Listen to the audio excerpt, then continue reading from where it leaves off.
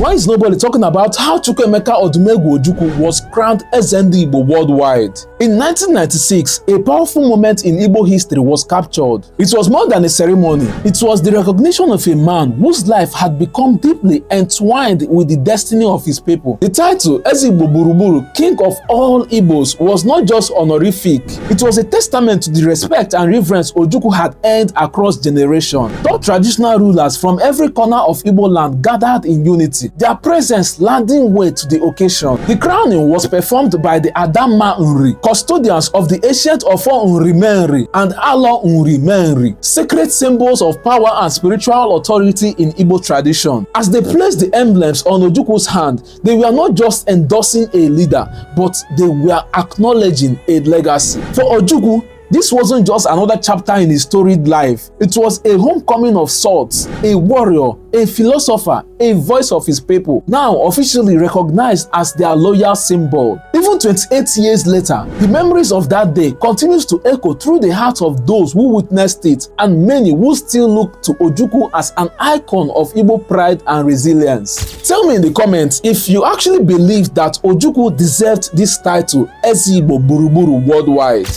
Another Savior, holy, holy, holy, holy, Odumegwu Ojukwu. Another Savior, holy, holy, holy, holy, Odumegwu Ojukwu. Another Savior, holy, holy.